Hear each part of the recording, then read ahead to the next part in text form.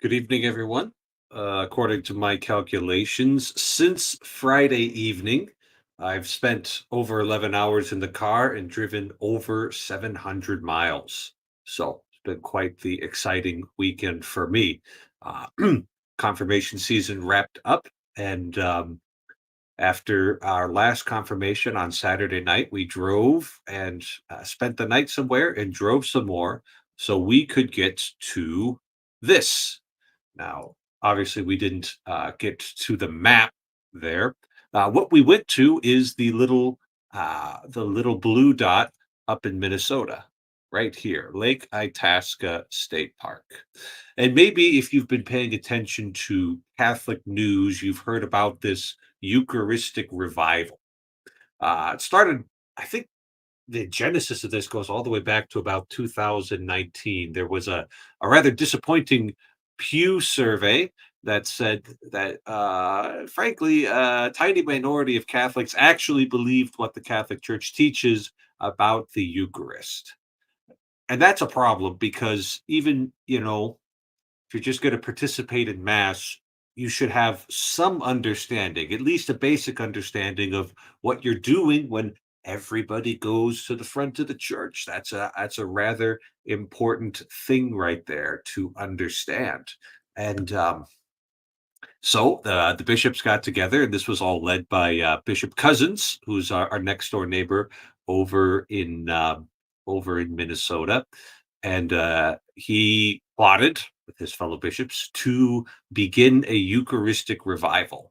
And this has gone through a few stages. There's going to be like a diocesan phase, and then it was like last year, and then this year it's the national phase. And the most exciting part of the national phase is that which is represented by this map. So we had a big mass up in Lake Itasca State Park, kind of near Bemidji. Um, I had to guess, I'd say there was maybe 3,500 people there, which, for a rather remote part of Minnesota, that's actually a very good number of people to have there. So we had this big mass. And then we all got in a line and began to process. Right. So there's Bishop Cousins. This whole thing was his idea. Gave an absolute barn burner of a homily. I'll see if I can find that. I doubt it's posted on anywhere useful yet, but it was just right there. And then we all he took the Eucharist. I changed his investments, obviously. He took the Eucharist, and we began to process. And this is the best picture I have of the procession, and so that's actually the back of my head right there. And we've got a few seminarians leading the way, the Knights of Columbus there, the Equestrian Order of the Holy Sepulchre right there, some kind of knockoff Boy Scouts thing right there, bunch of seminarians, whole mess of permanent deacons, and then I was at the front of the line with the priests. Behind that was more priests, and then Bishop Cousins with the Eucharist, and an absolute mob of people. Probably at least 1,000 people came along the walk about a mile to the first altar of repose that they had set up. So, over the next couple of months, the plan is to have the Blessed Sacrament travel all throughout Minnesota here, through Wisconsin, Illinois, and into Indiana, and finally meet at the National Eucharistic Congress in Indianapolis. Um, I think as much as they're able, they're planning on having it being walked on the roads. But for some of the more desolate stretches of the United States, they are planning to have our Lord. He's got his own personal car and his own personal driver. We'll put it that way. There will be some of this driven here. You can see today in four corners of the United States, San Francisco, Brownsville, and Hartford, they did the same thing. They began these great big processions, all of them intending to meet here in Indianapolis in the middle of July.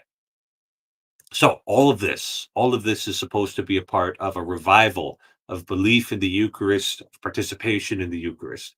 And as far as I'm concerned, this national um, pilgrimage, this national Eucharistic procession is going to be the most effective part of that. There's going to be, photos. There's going to be people wondering what the heck's going on as these people cross through all these different territories. Think they're aiming for the larger cities that they can in each of these places. What is going on? What are they doing there? Okay, so here's the real question. This was a question that Bishop Cousins himself asked in the homily. Is it possible to have a revival on demand? This is going out in a very hierarchical way. This Bishop Cousins, he had this idea of having a national Eucharistic revival. I don't think he came up with it over a pint of beer. I think he probably came up with it in in prayer, probably in many weeks of prayer. The Lord placing this on his heart. But a revival isn't just something that you can make happen. It's not something that you can cause. There's got to be the movement of the Lord. So, what can we do in order to uh, facilitate a revival? And I think what we're doing might be the best that we can manage. We can draw people's attention to the church's teaching of the Eucharist. We can do that not just by talking about it, but by doing something very practical. Hey, everybody, get in a line. We're going somewhere in a great big procession. And bringing our Lord out into the world there, I think that can sort of facilitate, let's say, a body, right, a spiritual body of people looking to the Eucharist, of people asking questions, talking about it, doing things like great big processions. Um, and if the Lord so chooses, He can send His Holy Spirit upon that body that has been prepared. That I think is the best we could do. And I hope that the Lord answers our prayers when we ask for revival in faith in the Eucharist and participation in the Eucharist. So that's what I've got today. I'm pretty tired, so would appreciate somebody coming in and talking to me. So the link should be in the chat. I'll start monitoring that a little more closely now. Let's take a look at what we got here. West Coast refugee was asking about QR codes in the back of pews. Um, yeah, I think it's still pretty tacky. We've got this necessity to um, raise money in the church in the United States, and overall, that's a good thing rather than getting money from the government, which always comes with strings. Not fond of that. But yeah, I don't know about QR codes. If they were very discreet, you just had a little card. I don't know. Mark doesn't like it. Mark likes all sorts of things. Benjamin Franklin's asking about the Gospel of Thomas. Gospel of Thomas is a load of nonsense. Don't worry about it. Um, Lake Itasca is near Bemidji. Yes, that's they actually had a big conference that Bishop and I couldn't go to um, because we were busy doing confirmations. Jesus has a chauffeur. So does the Pope. Sometimes it happens. It's okay. And prayer. Yes, prayer. All right, Mark, come in here and complain about something. I don't know why QR codes isn't like really bad, and envelopes is bad, but QR codes is worse. I think one of the I don't know. Everybody has gone insane just like recently in the past few days. Twitter this morning, I scrolled through Twitter this morning and I'm like, whoa, everything has changed in the whole world overnight. Like, what's going on? And Twitter's got a lag, so some of it was days old, but still, like this past week is just. So, And I think people are putting out signals and they don't understand that. Fair enough. I don't think anybody does. And that's part of the problem is that what signal does it send when there's a QR code and I have to do all of the work, right? No one else cares enough to do any of the work or meet me halfway or cooperate, right? A QR code is an opponent to me. That's what it is. And an envelope is not much better. It's a little bit better because you have to remember it. You have to give them, you have to, somebody has to walk around at the very least, right? Mhm. But even better is coming up to me, What, right? like coming up to you with a basket? Nope. Personally would be better, but baskets beats envelopes. I mean, it's not Okay. that hard. Like, what's your involvement? How much work are you putting in? Are you meeting me face to face, eye to eye? And I do think things are converging, but they're not quite there yet. Like, people are still a little lost. I was listening to Burn Power. I love Burn Power, the Anadromist. That's his YouTube channel, and he just put out, "Why do we think what we do?" Reflections on the building blocks of our ideas. And so far, excellent video. I haven't quite finished it, but I'm 2/3 of the way through. So Okay, far, so really give excellent me the video. title again because I've had a long weekend. Why do we think what we do? Why do we think what we do? Yeah, reflections on the building blocks of our ideas. And so what's going to happen, just because yes, I definitely am here first. Like Vervaeke's participatory knowledge frame is now participatory knowledge, and then Girard's mimetic desire, right? Because those two things are actually they're not the same by any means. They're very closely linked, right? So when you take an action in the world, people see that action. How do you know where the body of the church? Oh, look on your screen right now. There's the body of the church. I This know is it's the just church. this is just a slice of it. I don't have good pictures yet, but the crowd following was huge. Big old Okay. crowd. But I can identify at least a piece of the body. Yeah. Right? Yeah. Like, it's right there. I can see it, and I know it's important to you. Why? Because you went all the way out there. My goodness, who would drive out there ever for any purpose? It's a Must be lovely really campground. important. That's where we were at. It's Lake Itasca State Park. I mean, you get eaten by mosquitoes, but the lake is beautiful. So But also, like, why would anybody go there? That's insane. This must be really important, right? So the important signal is there. The body signal is there. Who we are is right there. It's right there. Like, I know who this is. I know I don't have to know the specifics about what's being represented, right? But I understand things are being represented. They're really important because, first of all, why would anybody go anywhere near Minnesota ever? That's my first thing. Like, and then like you find like the loneliest corner of the loneliest state, and then you go like, what are you nuts? Are you all insane? No, you're there for a purpose. It has to be important. Like, there's all these things. There's so many more signals. I don't want to bore everybody with all of them.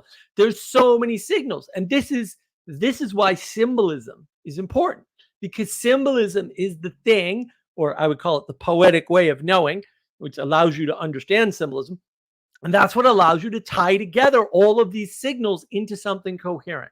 It's not, quote, narrative or story or whatever. No, no, no, no. That's the propositional, very flat, by the way of tying things together. Very important. We can't do without it. Like, you're taking the other side of the argument. There was no other side of the argument. I'm an inclusive, cooperative person. There's no opposition here, right? You don't need the narrative. It's completely unnecessary. Um, what you do need is you need to see action in the world, because that conveys care, and you can't really convey, like, you can't say, I care about you. That move makes me want to hit you. Like, if you cared, I would know it from your actions. I do not need you to tell me. Now, there are the exceptions to only that, the yeah, there might be but like, hey dude, like you remember when yeah, I yeah, do yeah. care about you. Right. So, but Yeah, you yeah. have to point to something that you already did, not just say the Exactly. words. Yeah. Exactly. You Yeah. have to point to an action. You can't just tell somebody that you care. And it's these signals that are important. So what you engaged in was all this signaling. And I like what you said. So what's the reason why we have a body and act out an aspect of that body in a ritual? Well, it's so that the spirit can enter, right? You're Mhm. creating a space for the spirit to enter. Now, the problem with this, and also the advantage of this, is that That is so pagan. It's so pre-Christian. It's not even like they used to build little, but what's a temple? A temple is where the god resides. Period. End of statement. That's where it all came from. That hasn't gone away though, at all. Right? It's just been enhanced and expanded. It's now the assembly is where the God resides. Exactly.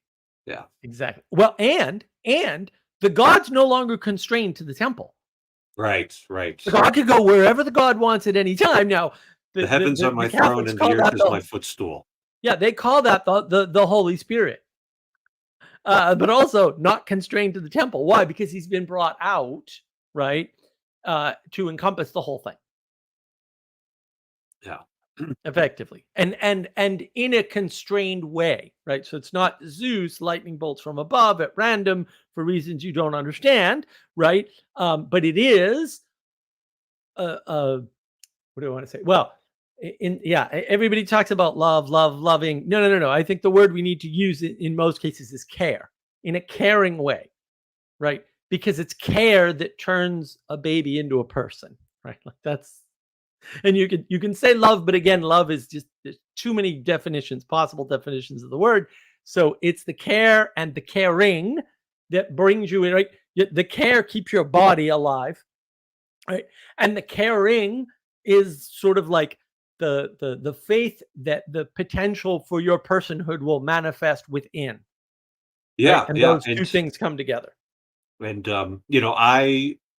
I went to this big mass this morning with my bishop, and I was delighted because I wasn't important. Like I'm used to rolling in with the bishop, and I'm the guy who's got to make it happen. And so just being able to go there and just could celebrate, and I just do what I'm told. That was kind of nice for once. And but I'm used to being the guy that's making things happen for the bishop. And I saw that a lot of care was put into putting on something like this, right? Right. The deacon, who was the primary MC, the primary organizer of this whole event, he must have done months of planning for this, just getting everything set up. And I could see the little hitches, I could see the little missteps, because he was trying to coordinate 12 bishops, right? 30 deacons, about 30 priests, about 30 seminarians, probably 20 to 30 Knights of Columbus, 20 Knights and Ladies of the Holy Sepulchre, a couple thousand lay people, a bunch of sisters who were singing for musicians. He was coordinating sound system, a stage. He was coordinating local police to help direct the traffic. Probably 100 volunteers, right? Put a lot of care into making that happen. And voila, we all just got to go and enjoy it, right? But I'm noticing all these things, and I'm like, oh, this guy, he's good. And he worked his butt off for this. And I hope Deacon Mark I think that's his name, is putting his feet up right now and enjoying a cold beverage. Right. Because that's he's dang well earned it. But that's why there's washing of the feet. And that's the thing. It goes both ways. Like you can be the CEO of a company all day long, and if your workers walk out, it's weird, right? All the guys who are like pro-union and the communists and all that believe, the workers have power. And then they always say, well, the problem is the CEOs have all the power. And I'm like, you guys need to make up your mind about what you believe, because you believe two undeniably contradictory things at the same time. It's a good hint that you're wrong, by the way, like 100% of the time. But we really don't understand, like, what's more important, right? What somebody says or what they participate in. Like you don't have to participate in it with them, right? Like if I say I believe in the Ukrainian cause and I fly over to Ukraine and grab a gun, like, which is more powerful, which is a better signal. And one of the things that Burn Power was talking about, although I would say poorly, unfortunately, Burn's really good, but he's just not there. He's just missing a few little words and frames and whatnot, right? But he said, like, you can't bring up your children with no religion. Like, that doesn't make any sense. If you bring them up in a laissez-faire, they'll figure it out kind of way, then that will have side effects, and those side effects will be awful. Well, what they're going to do is they're going to inherit your unconscious religion, Right. and Or or it's going to be awful. or they'll inherit something they don't understand, and it will be easy to swap out for something else. Now, if you use that model, everything that's happening now makes total sense and is completely rational, by the way. Like, you want logic, reason, and rationality in the world? That's fine. Fix your frame. Like, everything that's happening in the world and has happened is totally rational. It makes perfect sense to me. And if you can't see it, that's because your frame sucks. Because I was like, oh yeah, this is definitely going to go this way. So you've got somebody who's raised in a household, says, where their parents ask them, "Well, what do you believe?" from the age of 3, right? Which is a Right. horrible thing to do to your children. Yes, because they can't do it. Right, right. Well, like, what the heck kind of 3-year-old? What the heck kind of 33-year-old? What the heck kind of 83-year-old can manifest their own religion? It's like that's just not how these things work. Right. It comes from something that's bigger than you.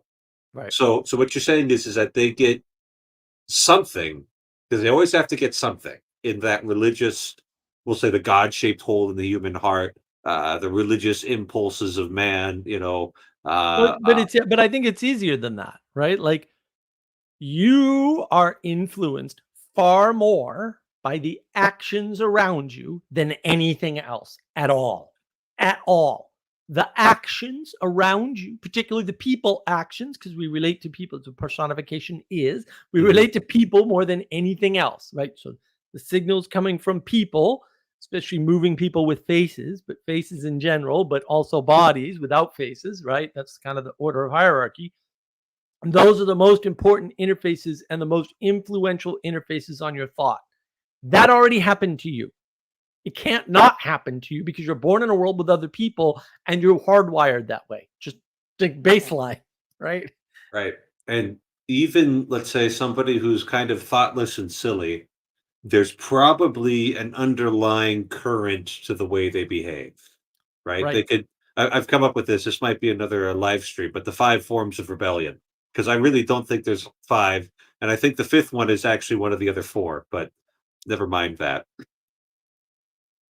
I like that idea. I never Yeah. thought about forms of rebellion. That would be a really But I interesting really think topic. right, there's hundreds of ways to be a good person, right? Because um, being good is the beginning and the necessary. Okay, okay. Well, I think there's only 5 ways to rebel. That We'll that uh, that we'll, we'll that's fascinating. we'll leave that for another live stream. So Okay. basically, I think the kids are going to get one of those five forms of rebellion. Most likely, just hedonism, because that's the easiest and the most natural, and frankly, also the least irrational, according to a certain. If you're going to rebel, it's the least irrational form of rebellion, because it's Yeah. like, well, at least you're doing things that are that you just do for their own sake and not for the sake of something else. That that Uh, well that but that's evolutionarily has to be the case too. If, yeah. unless you don't think evolution is true. I happen to think evolution is true, but if you don't think evolution is true, maybe it doesn't make sense. But if you think evolution is As true, long as we're that makes defining sense. and framing evolution properly, sure, that's fine. Mhm. That's good. So the kids are gonna. I just want to make sure I'm unpacking what you said there because it's really interesting. The kids are gonna get some in the religious part of their being. They're gonna get something that doesn't really work, and it's gonna be super easy to replace just because they don't understand it. Yeah. Because they don't understand it, they don't know what it does, and then the cute girl from the Communist Party comes and it's all over. Yep. Yeah, gotta watch Right. out for those cute communist girls, boys.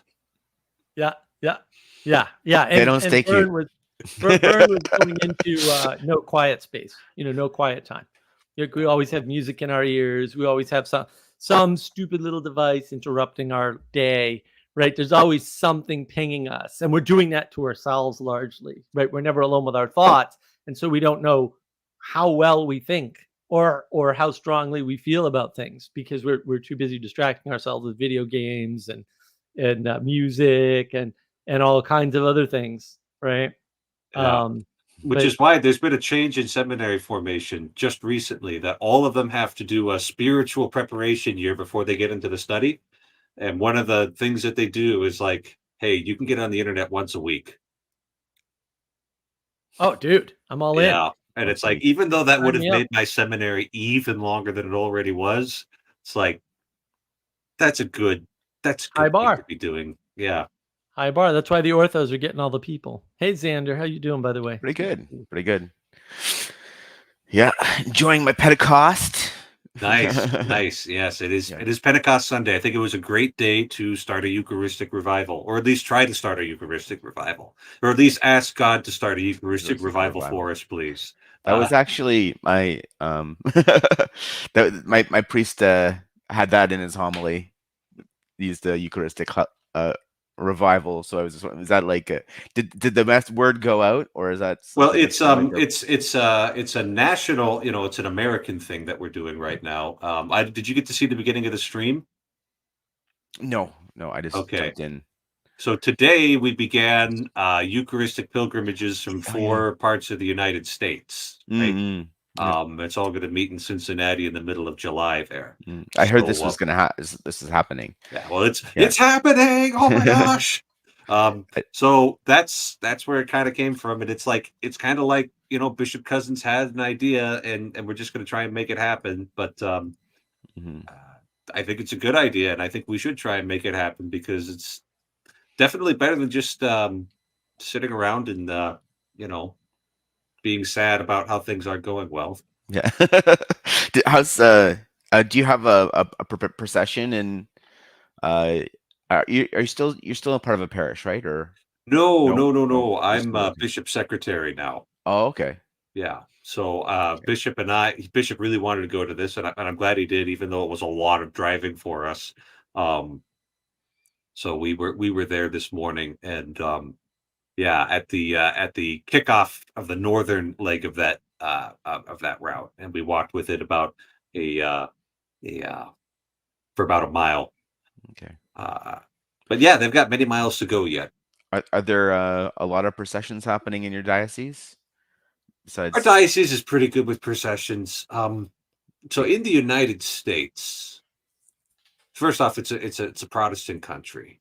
Mhm. I hear that in Germany and France, they still get Corpus Christi Thursday off, even though nobody knows why. Okay. Right? And it's like, if it was like a national holiday on a Thursday, it would be so easy to do a procession because, like, what else are you going to do? It's a Thursday in the summer. Like, get Mhm. out, get some sunshine. We'll start the procession here. We'll end it here, and then afterwards there'll be ice cream and games for the kids. Right? Yeah. It's so easy. But we do it on Sundays, and in my part of the world, the town dies on the weekends because everybody's engaged with lake country hedonism, Mm. which is actually it's actually like, as far as I'm concerned, lake country hedonism is the worst form of hedonism because it's sustainable. So in Lake Country is like going out to the camp or the cottage and Mm-hmm. just lounging by the lake. Mm-hmm. Mm. It's sustainable too, right? Because Mhm. you're just working for the weekend at that point. Like, you can do that your entire life long. You Mhm. could just work for the weekend your entire life long. No problem with that. But you'll lose out on things. So anyway, if Mhm. I talk like that too much, so it sounds like I'm condemning everybody with a lake cabin, and Yeah. the things can potentially be used well. So what do I know? Yeah. How's I've been thinking a lot about Mark's phrase of age of Gnosis. Yeah, yeah. Yes. No, I I think think it's it's a good turn of phrase. I'm glad you coined it. I kind of want, like, there was like an Age of Aquarius album, right? I want like Mhm. the Mark Lefebvre Age of Gnosis version of that. No, we might get some Substack articles, but I have to be able to sit down and write, Yeah. and I'm too busy dropping trees, so I didn't get the last tree drop today. So we're gonna drop the other tree, and then we got to get the tree we dropped today out of the lake, out of the pond, because went the wrong way, which is Yeah, entirely those my trees fault. have a mind. Well, they have a mind of their own. So, like, Yeah, but I screwed up. I'm not saying it wouldn't have fallen in the pond, but I definitely could have okay, okay. skewed the odds in my favor by paying a little bit more attention to the lay of the land. Mm. And that's all on me because I'm What do you, the I'm the guy who actually knows how to drop trees, not Yeah. not my buddy. He doesn't Yeah. know. He's just there to help you with the chainsaw and the hauling. Oh, and pick up an axe like a psychopath and actually take the tree down with an axe because he's a nutbag. He's huge. Oh no, he did too. As Not long like as it's a nice sharp axe, it's doable. That's how they used to do it, but that's a how they lot of used to swinging. do it. Yeah, his Yeah. axe is a little small actually, which is kind of funny because he's a big guy. But oh no, he unbelievable amount of damage with an axe. Because the chains, I bought a brand new chainsaw, and honestly, don't buy a Craftsman chainsaw. They're not great. Parts of them are great, but there's some problems. I got some questions for the designers of this thing. But it's perfectly serviceable. You know, they wanted $2,000 to drop 3 trees. I'm like, dude, really? I can drop 3 trees. And so, yes. As long as they're not too close to your house, you can get away with it. Yeah, well, no. You know where they are. They're right. Yeah. I don't know which trees you're talking about. The 3 right by the pond when you come in the driveway. Right against the Okay. wall. Yeah. Okay. All right. Yeah. And one of them was leaning back, and the other one is leaning in exactly where I want it. So it should not go anywhere near the house. It should be fine. But yeah. Okay. No, and I have all that space there. So, you know, that's the other thing. They come in and they're like, well, you know, we got to do this. And I'm like, literally just chop part of the tree down. And like, I don't understand. Like, this should be the limit when it's on the ground. Don't get crazy. Right? Like, this should take you guys like an hour with professional equipment. But no, we want $2,000. I'm like, no. So a brand new chainsaw is $250. You're not getting $2,000. It takes longer because it's a 20-inch blade, but whatever. I'll figure it out. I've done it before. It's not that big a deal. Yeah. Well, I'm glad you still have a house. The house is still with the last tree. The one closest to the house actually has to fall, but I don't think it can fall in this direction. So I think we're okay, but we'll find out. Okay. All righty. We'll later this week. Week. Watch Mark's Twitter page. See what happens. If he's still got a house. I won't be tweeting out a picture of my house with a tree inside of it. Don't worry. I want to know if I'm using the age of Gnosis phrase correctly, though. This idea being that people were an age where everyone has it's captured this idea of they have the Gnosis, they have this hubristic idea that they It's pretty simple, isn't it, Mark? Every time somebody says modernity, you just think age of Gnosis instead. Yeah.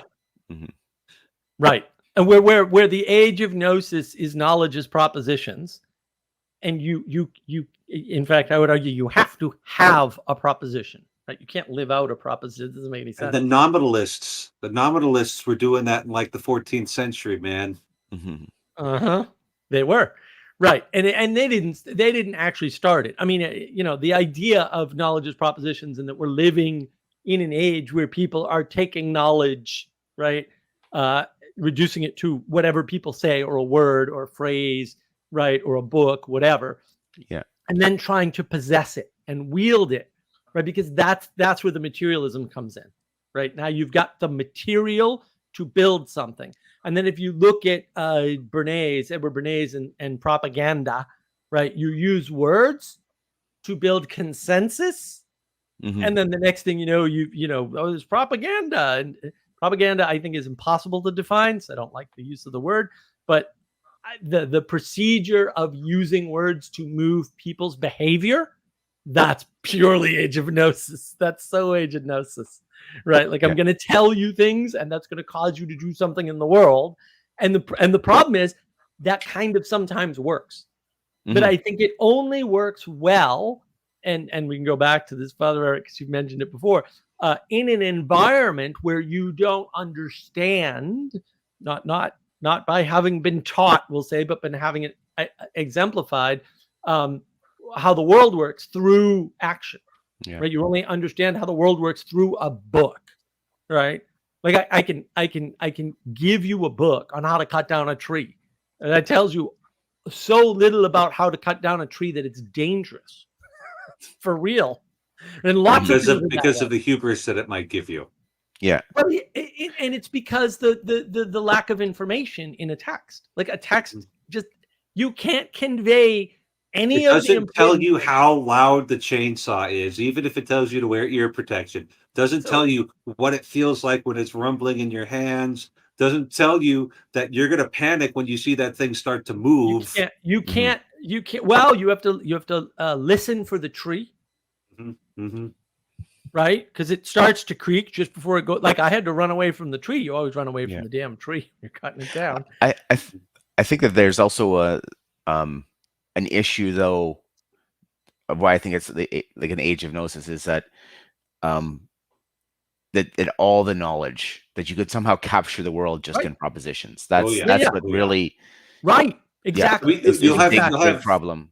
You'll have Reddit bros tell you, well, if we just had a big enough supercomputer, we could simulate the entire universe. That's right. Right. And it's like, Yeah. And then no. which is another assumption that's not true. That Yeah. would tell us how to fix something like climate change or politics or whatever, right? So even if the first thing were true, which is absolutely not, Yeah. the second thing also isn't true. Like, so Yeah. they've got a chain of causality because of the age of Gnosis. Because, and this is the trick people play all the time, right? I mean, this is the Karl Marx trick, right? Mhm. Like, there are workers, and the boss tells them what to do, and that's unfair to them. And it's like, well, that's not an entirely incorrect way to look at it, right? Yeah. It just doesn't account for unless they go on strike, right? Unless they get sick and die, right? Because, and I've had, this is at least 12 years ago.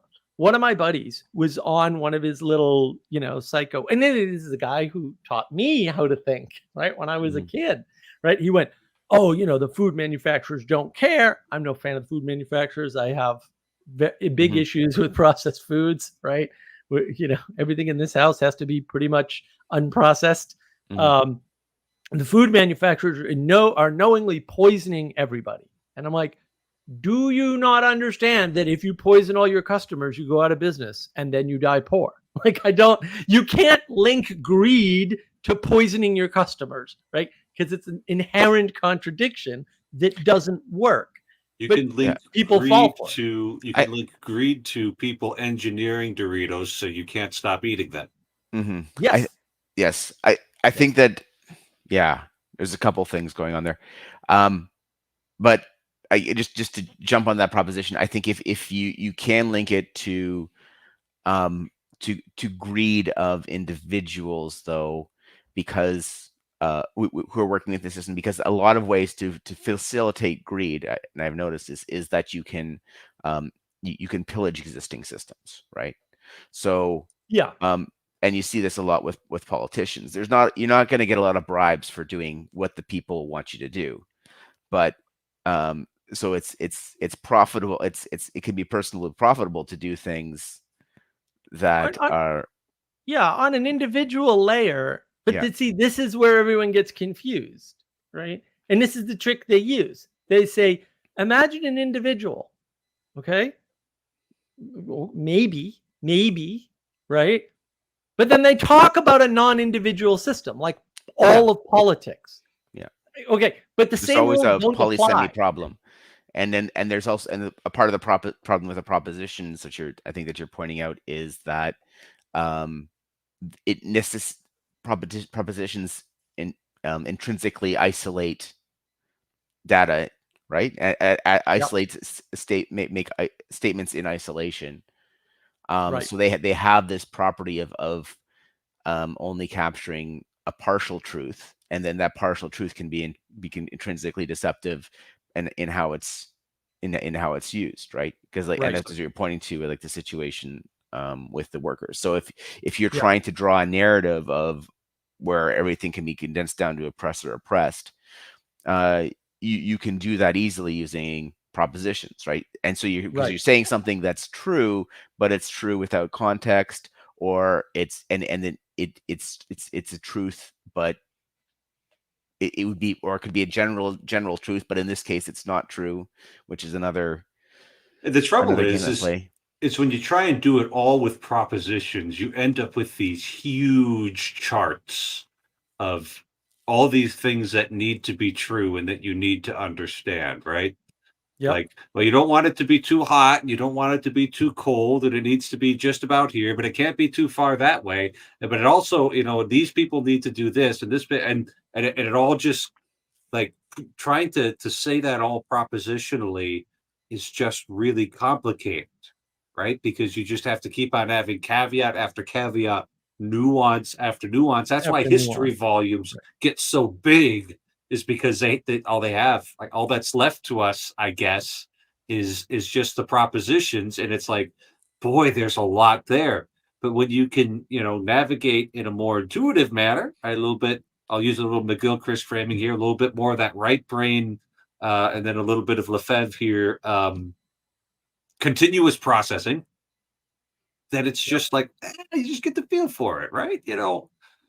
And that's all you have, but that's all you need. Yeah. Right? The rest is mere communication.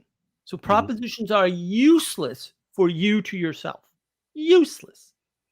You just don't need them. Right? So That's not to say so a lack of an internal monologue is probably a good thing. it's a very good thing. The more intuitive, I mean, this is like artists. Why can't you work with artists? Because you really can't. Like, it's just impossible. Artists are the worst. Right? Because they just go on their internals. They just go on their internals. They don't, they don't use modes of communication that make any sense to other people most of the time. Yeah, it's amazing. So I just heard this story today. There was a gentleman who had a back surgery, right? Because some back, and like the recovery from the back surgery was painful, and so he decided to take up wood carving. So he just kind of carved something, and he showed it to his wife, and she said, "That looks like Mary at the foot of the cross." Okay, they're Catholic, so it's like that image is in there, no doubt. So he decides that he's going to have Jesus carrying the cross, right? Okay. Mhm. Guess what the pose was that Jesus was carrying the cross in? It was Jesus really hunched over with a lot of weight on his back, right? Mhm. And his wife points out to him, "Oh, you carved that with Jesus in back pain." And he's like, "Huh?"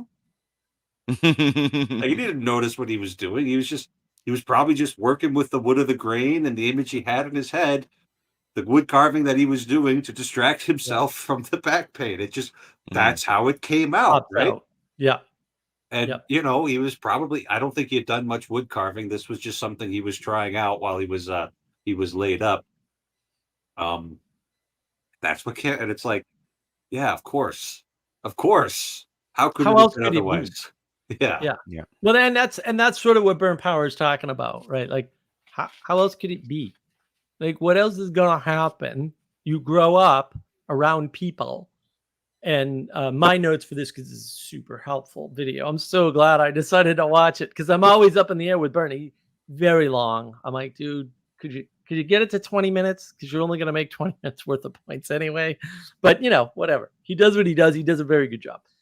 He's a very good storyteller, actually. But this idea of formation is the thing that he's talking about that's missing. You're not Idea forming your formation. children. So the formation of how we get to the ideas that we can actually communicate. The formation of you as a person, Okay. not just your ideas, also your ideas, right? And we're not taking responsibility for that, or at least parents haven't been taking responsibility for that. And it's back to this, idea of pure nature, which oddly I've been rewatching. We just watched season 2 of Reacher, so I had to watch season 1 of Reacher over again to show Sarah season 1 of Reacher. And right in the last episode, which we just finished, an hour and a half ago or whatever, right at the end, his mother says to him, like, I never wanted to do anything to your nature because I knew it was pure or something. And I was just like, oh no, don't say that. That's totally wrong. That's Yes. Rousseau. Rousseau was wrong. Like, Yeah. he was a bad dude. Everything Yeah. about Rousseau was awful. Don't listen to, Mhm. like, it's weird, right? Like, Rousseau's a good philosopher. Everything No. about his life is a flat pack disaster. Why would you listen to somebody like that? Yeah. You should throw out and burn all his books. Like, it's terrible. Apparently, Kant had a portrait. Like, he only had one picture in his house, and it was a portrait of Rousseau in his study. Really? Yeah. That doesn't surprise That's me. amazing. Well, I don't think of them as like allies. but he was. 'Cause, I mean, you would think that Rousseau would violate like every single one of Kant's categorical imperatives. But it's his work was sort of the next step of Rousseau, right? Can I just I have notes on this, but I don't know if I can justify this off the top of my head right now. But it's sort of the he was and actually let me just before I justify that, I want to sort of take this idea, like, because we're talking about sort of the age of Gnosis. Is like, are you familiar with the symbol of the Oberos? Right, Yeah. the snake The eating its snake own eating its own tail. tail, and that's to get it back to that whole idea of the system capturing itself, Hmm. right? And you being able to, the system then controlling itself, and you see this. I mean, and like to bring it to Rousseau, he had this idea, like uh, uh, he had this idea of the state becoming like the like the civilized, ultimately being the civilized savage, where the state would be like the reflection of the will of the collective will of the people, and that would make the people free, because the state would just be doing what they would be inclined to do, they're naturally inclined to do, right? But then it basically becomes that sort of that self that it perfectly enclosed dynamic system where, Right. right, which is sort of representative of that of the Oberos, in the sense of like it's everything that exists is contained within the system, and the system is self-consuming, which again is gets to that idea of like capturing the entire world in propositions. So I think that, I mean, I don't have I'm sort of I'm going out on a limb here, so like, if you can correct me if I'm wrong on that, but the Kant being the extension of that, just by creating this perfectly rational system, right? So He was the so philosopher. He was the philosopher of the general will. yeah, He gave voice to the general will of, we're just going to have everything be reasonable and rational now, and I can prove it based on these starting principles, and causality is one of the categories of the understanding. Oops, oops, oops. yeah. Right. But he's taking that sort of closed self-referential system, right? So the self-referentialness of it is sort of the thing that makes it perfectly enclosed. And I think that's actually, like, if you compare it to the cross of Christianity, um, it's sort of the inversion of a closed system, right? The cross is like G.K. is Chesterton said the exact same thing. yeah, Instead of just being a perfectly, he actually had this great line, and I'm not sure it's like 100% applicable, but it makes total sense. It's says that the madman isn't the man who's lost his reason. The madman's the one who's lost everything except his reason. Yes. hmm Right. And Yes. he gave specifically the example of it like a decouples. paranoid person. Yeah, Like, oh, Right. that policeman looked at me like that because he's in on it and they're all out to get me. And it's yeah, like, I guess that could technically be a rational connection, but like you need a little more than just rationality to be healthy. Right. Well, everything. The problem with rationality is everything has to have that, right? Because you've taken final cause out of the world. Make final cause great again. You've taken final cause out of the world, and now the only causes you have are like material causes, right? And that means all movement has to be explainable. Mhm.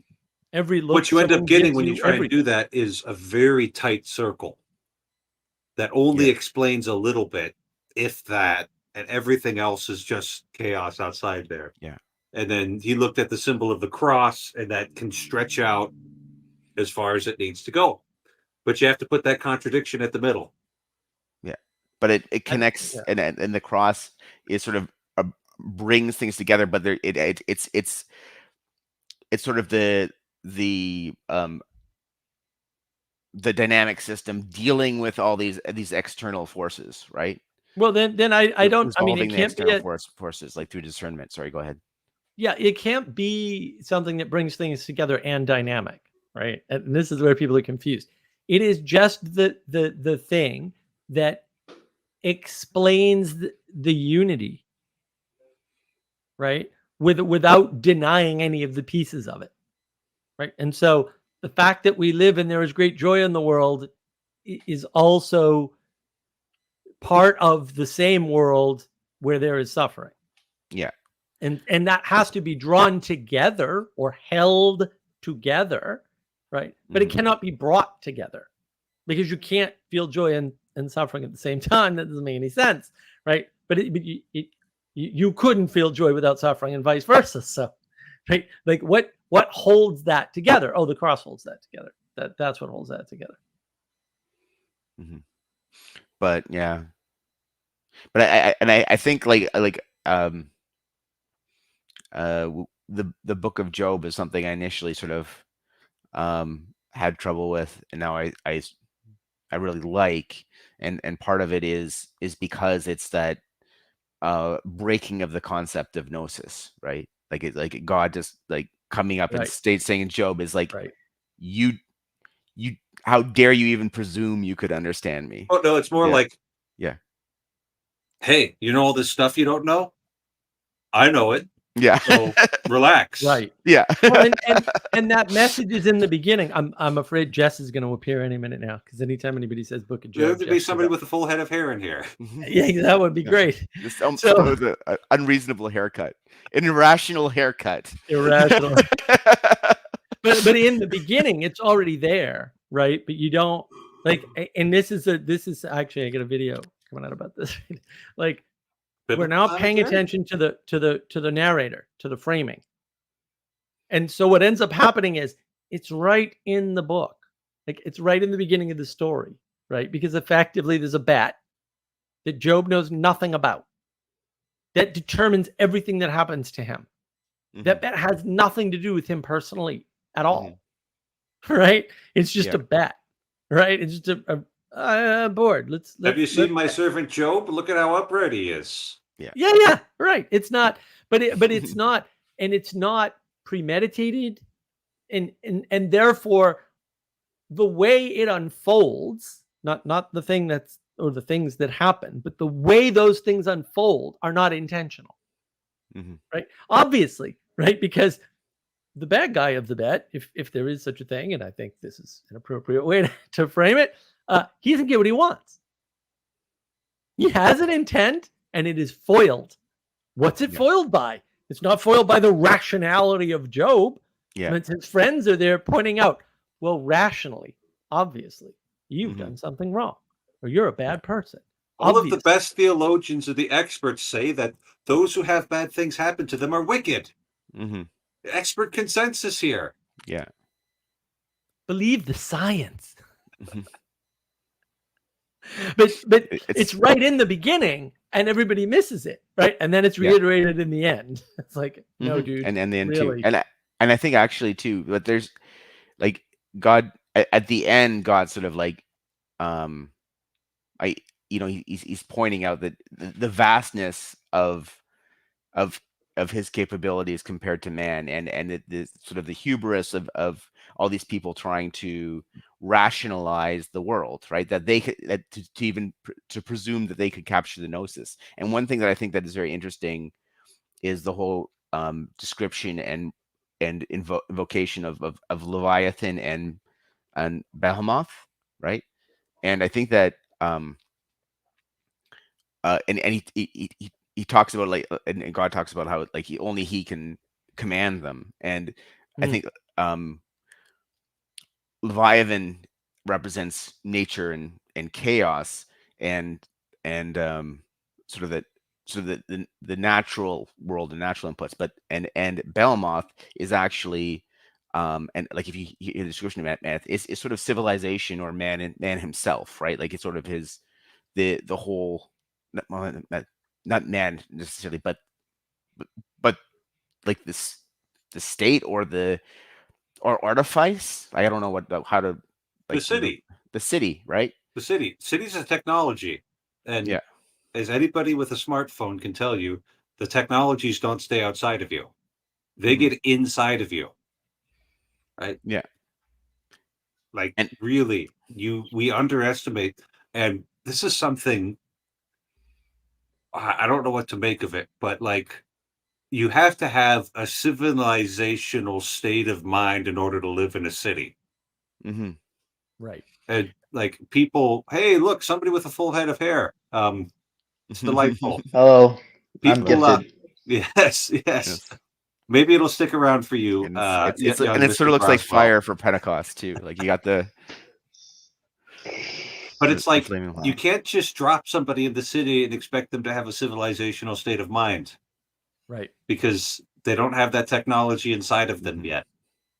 And to get back on the idea that I was thinking about of like the hubris now of the age of Gnosis is like the managerial class thinking they can contain all these things or control all these things. And even like it's bad enough to presume you can control nature, like you can control the Leviathan, but even to think that you can control the state, you can control Behemoth, that we can actually direct it. I think there's also hubris in that. Well, your homework now, Xander, is to go read Moby Dick. Okay. Oh yeah, so Ahab. Yeah. Herman Melville knew exactly what he was doing. He was not dumb. He was very well educated. Mhm. He wrote a fabulous book called Moby Dick. I think I'm going to reread it this summer. I should do a book club, Moby Dick book club. Do a actually- Moby Dick book club. I'm going to be bored this summer when I'm in DC. Oops, Oh, he left us. Trey just Oh. bailed on me. All right. Bastard. Well, hey, Well, you then. leave his mother out of this, all right? Mhm. Yeah, that'd be good. Do a Moby Dick Dick. book club. Yeah, because I had a really good prof in seminary, and we did. It was just an American literature course, and we just did sections of Moby Dick, and it was like, oh, wow. That's a good one. I forgot a- about Moby Dick. Yeah, but it's like he had Behemoth out there, Mhm. right? Behemoth out there swimming in the ocean, and the most advanced technology that man could produce, the whaling ship, right? Because mid-19th century, Mhm. that was as scientific and advanced as humanity had gotten. Could Yeah. go out into the chaos and slay Mhm. the behemoth. Is it more of? I mean, I don't know if he uses the word behemoth in the book or the reference, because it seems more Leviathan to be swimming in the chaos. Oh, sure. Love Yeah. Leviathan. Yeah. Sorry, I just I haven't referenced my monster manual recently. I'm a little rusty. So Well, that's yeah. Oh my. Now I'm having an idea. It's gonna be work though. I'll do it. We'll figure it out. Hey, if Sure. you're interested in the Moby Dick book club, put something in the chat so I Or the can see it. comments. Or the Otherwise, it'll comments. be just me and Mark. Yeah, I'll go. We're setting up language creation on the Mark of Wisdom Discord. So I won't you be just- on the Discord, but we're gonna do language creation. So you just That'll look be at the fun. pictures and say, "Oh, okay." They did it on BOM. I went to a couple of them. It was an interesting discussion. It took a very long time to get through. I didn't do the whole thing with them. I just went to a couple because it's a slog. That book's a slog. All symbolism. Or you just look at the pictures and that's it. You know. All right. You- Looks like we got Clown of Babylon and Castle Adams. You got to discuss the love it. pictures. You got to discuss the symbolism. Oh, there he is. He's back. All right. Oh my. Okay. Mic wasn't working. Oh, okay. You had to do a little troubleshooting. That's good. That's good. Are you going to join my Moby Dick book club? Sure. I'll do that. It's a big chunker of a book. Let's see if I've got it handy here. Why would you read? John's in. We got all kinds of people in. All right. Why are you reading Moby Dick? Because it's relevant. Look at that. How is that not relevant? Look at it. Yeah. Conquering the whale. Yeah, how or is it relevant? Failing Trying- to conquer. Yeah. Trying to conquer the whale, Whale. right? Yeah. Yeah. What is Spoilers. your whale? Spoiler. Mhm. Isn't the point of the book you're not supposed to conquer the whale? Like you're not supposed to have a whale? There's not a point to that book. It's a little too big to have one point. Well, Look there's at a how point many to any pages it book. has. It's got way too many pages to have just one point. Well, who's to say any books have any points, you know? He's got a. That's He has a that's point that there could that's the be that's a lot the of postmodern meaning crisis. pointlessness in a lot of those pages, and Yeah. just be That's one point in the the entire postmodern book. meaning crisis, right? Exactly. who That's said why there's I any- think I Moby know Dick has a I know point. who's to say that, right? Right. That's the problem. Someone has to say it. I mean, I don't know. Captain Ahab does die for his chasing of a whale that he never captures. So Yeah. Yep. Compressing things to the end is definitely flattening the world and causing everything to be nihilistic. Good job. Yeah, I forget. okay, knows- you're right. Does You're he lose? right. You're right. Does he lose control of the crew too? No, No. Yeah. no, the crew follows him all the Okay. way to the end. Yeah. Okay. So Yeah. Oh does he boy. control? Oh, Yeah. what's going on there, huh? Mhm. Captain Ahab, king of Israel. Because isn't it an argument against obsession? Among other things. There's so many different things in that book that reducing it. Including his classification of the whales. Chapter's delightful. If you Doesn't love Herman Melville's prose the way I love Herman Melville's prose, I could just sit there and read that. I'm just like, this is so much fun. Tell me about the right whale. I want to know. Doesn't it start out very symbolically, like kind of giving away a bunch of stuff? Like right. Oh, in if the you've got beginning? eyes to see, Yeah. it just, and especially on your like second or third read through, if you know what you're getting into. How many pages? I won't even read Ayn Rand again. Like, there's no way. I love Herman Melville's prose. What can I say? He's so funny when he writes; it's hilarious. And because it's in English, I can pick up the humor of it rather than Attic Greek translated into English. Yeah, but this is hilarious too, and no one Attic Greek translated into gets English. it. There's Like, probably no one understands how hilarious the Republic is. Really funny. It's which is probably really because funny. Plato had puns all over the place in the Greek, Yes. which we can't hear in the English. The Bible's the same Oh, way. no. If Jacob will hear, he would tell you about how you don't get the Bible in English because there's all of these puns and wordplay that we can't translate into English. Yeah, but even without the puns, the Republic is hysterically funny. 635 Is that how many pages it is? Yeah. I can't even imagine. I can't imagine. I like short stories. Lenigan and the Ants, Sunrise on the Veld. I'll do White Fang, right? Call the Wild. There we go. That's my length right there. Short stories.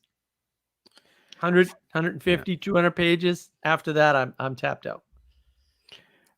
Father, I wanted to ask you a bit about Thomistic philosophy, but not and maybe just sort of in that realm.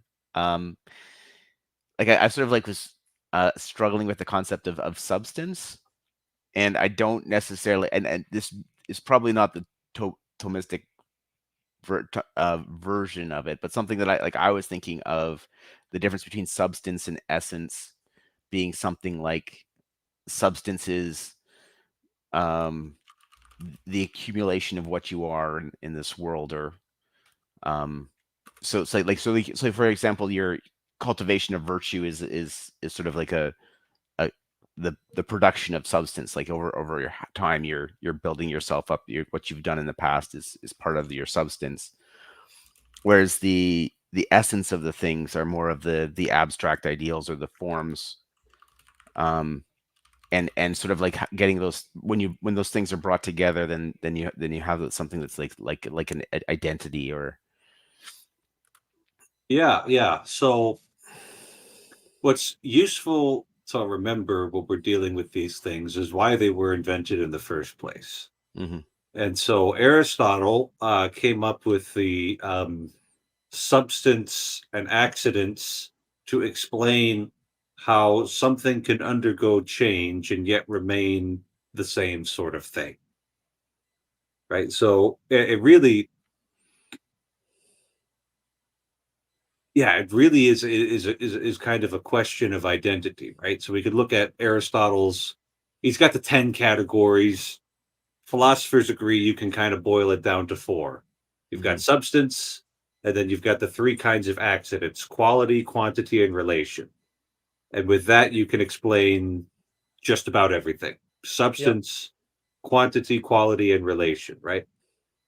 That substance then is that identity thing that can undergo different types of accidental change while remaining the same kind of thing, right?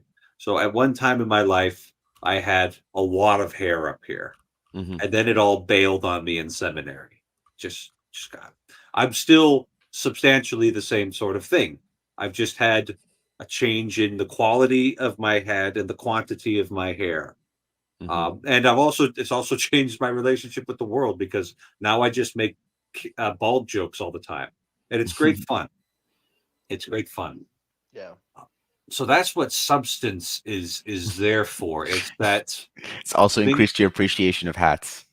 It has, right? 'Cause otherwise But you if get I make a burned. bald joke, I'm gonna get mauled by bears. So I gotta know that. Potentially. Yeah. Bald bears. Yeah. So that's what substance is for. And then essence. Golly, where did we get essences from? I always hear it paired with existence, right? So that you could come up with an essential identity, like let's say a 400-ton gold pyramid. You could come up with an essence right there, but that essence doesn't have any existence, even though it could. We could Right, have a that's form. 400-ton gold. Yeah. Essence and forms are linked. Yeah, that's They and I was definitely are. suggesting that, Essence, yeah. forms, and substances are all linked, but they're all just kind of used for different things. Well, but substances are the implementation of forms, right? So the way to think about it is that in the forms, there's one triangle. One. There Yeah. can only ever be one triangle, and it's perfect. Outside of the realm of the forms, and we'll call it the material realm, you can't have a perfect one, but you can have Yes. lots of them, and So that's the straight trade-off, right there. When you said implementation, I think it's manifestation. Like the manifestations are the substance. Either way. Well, they could be implementations, but also and you can, if Same you word. and if you're forming, you're crafting something towards the essence of a triangle, you're bringing out its triangleness, right? Right. You are It's literally the same word. yeah, you're using form. Nobody will see it that way. It's actually talking about the same concept: implementation and manifestation. Shh! Don't tell Okay. anybody. They think it's two different. It's absolutely not two different things. Yeah, and I was stripped. I guess I was was being a bit pedantic, but No. That's fair. That's Mhm. fair. Like, well, and I do it too. I usually don't use implementation. I used it deliberately here because usually I use manifestation, but that's because I'm on the other side trying to move people from out of implementation and into the ethereal frame of manifestation, because it's a totally different thing, right? Because the manifestation has an implication or a connotation behind it that you're involved in something that's bigger than you, whereas implementation has this slight connotation behind it that you're the creator, and you're not the creator like, of anything at all ever. Just little hint, right? But it depends which audience I'm talking to. So I do a lot of language switching. Sometimes I screw it up. Okay. Yeah. But yeah, I just wanted to point that out. Like, yeah, I Okay. used implementation on purpose because that gets the religious people back into the secular frame, because then it's easier for them to understand where the secularists are coming from. Even though maybe we should burn them all at the stake. Different question. Different question. Okay. But yeah, all right. Sounds bad for you, Trey. So, but I think that's so. If you think about, like we talked about, like the implementation of triangles and triangleness, right? But also like you can talk about the cultivation of virtue, right? That the virtues are the virtues, a virtue like humility or obedience is an essence, like it's like a form. When it's only one perfect form, and our attempts to duplicate it are all imperfect, just like the triangles. But but it, But those things would only inhere in us accidentally. yeah, So we could be more or less humble, let's say, yeah, but uh, we retain our human identity, our human substance through those accidental changes. hmm And so that's where it gets complicated because it we'll say in the mind of God, the perfect form of humility exists, Mhm. which is actually identical to his own substance, Dr. Clauser, but never mind that. Um, sorry, that was something that a guest on BVK who was wrong about theology. So anyway, yeah, but then it's accidental when we embody it because it could be otherwise, and we would still be a human being. Right. So yeah, and I think that maybe, and when we're talking about it, it's more like Plato had these forms that we're sort of using as these because they're like their essences or their essence like. But I think that you could also sort of describe the essence of a person or something as God's uh, as God's plan, or the thing that there's an essence to you. Like there's I don't know if it's a story or like like I want to say God's plan for you, right? Or there's the version of like that of you that God Sure, wants you to be, sure. But and the you've got to substance be, is becoming that, right? yeah. So it's really complicated. So there would be like we could call it a measure of God's grace that you could fill up. Mm-hmm. You could fill up all of the potential that God's given you. What we don't want to run into is what I think Pastor Paul quite helpfully calls the secret sacred self. That there's something inside of me that's already beautiful and Oh, perfect. You that's got a really lot of dangerous. Rousseau in there, That's true. Yeah. right? Yeah. And I just need to just let it out and be free and be me, and Yes. then everyone will clap, and I'll be handed an award, and everybody will like me, and Have you heard of Theosophy and New Thought? The New yeah, Thought movement? I'm not a Chesterton made fun of it. That's all I need to know. Well, but it's Chester- Oprah Chesterton made fun of popularized it to billions. So yeah. and So um it's a really complicated mhm, thing to work out because the existentialists have a point. Like you're not who you're going to be until you're dead, and like at that point, the span of your life is completed, and now everything that you can do and could have done and didn't do is now completed, and now it's all kind of finished yeah. at this point. Right. I sort Um, of describe it as death is full actualization, right? So you're the beginning of your life, you have you're mostly potential, yeah, yeah, and your as your life's going, you're actualizing, and Yep. your death is the where you've reached full actualization yeah. There's of no your more potential. potential left to act in the world at that point. Yeah. Right. But So if you do the middle out thinking thing and then you try to understand the world or get to the end without going through the journey, another way to look at it, then you become an existentialist. And there's lots of ways to do that, right? Age of Gnosis sort of causes that, right? You want to know what to do. And in order to know what to do, you need to know what's going to happen in the future. And in order to do that, you need a perfected system because only a perfected system would be predictable, right? And so you build a perfected system to predict what will happen in the future so that you can be all that you can be or self-actualize or self-transform because that's the only way you could do it, right? And so there's the individualism, objectivism, and materialism all in one coming together, right? So whenever you hear self-transformation or self-actualization or any of those types of terms, that's what's going on there, mentally. That's the thought process, right? You're squishing everything down to the end results, right? That you're trying to get to, and you're ignoring the journey. You're ignoring all the things you have to do to get there, maybe all the painful changes you'd have to make, right? And you're trying to jump the line and get straight to the end. And then of course, while you're thinking that that's possible, you become nihilistic, right? So, but if that's your goal, you have to think it's possible, right? And so you have this weird imposter syndrome that puts you in nihilism. and that's why today's feast is so important. hmm Pentecost. Yes, Pentecost is awesome. Pentecost is so it's like, what's Pentecost? Well, it's 50 days after the resurrection of Christ. The Holy Spirit descends upon the church, right? Ah, that's who does it. The Holy Spirit, Mhm. not you, Right. right? And it's I think of a reading that we could meditate on today is Ezekiel in the desert prophesying over the bones, right? He's in the desert, and the bones of all of Israel are lying there. And the biblical author reminds us of how dry they are. Right? There's no life in them whatsoever. And then he prophesies over them. They get all their flesh back, but there's no spirit in them. And then he prophesies over them again, and they receive the Holy Spirit and become living beings again. And when you've ground the world down into materialist powder, right?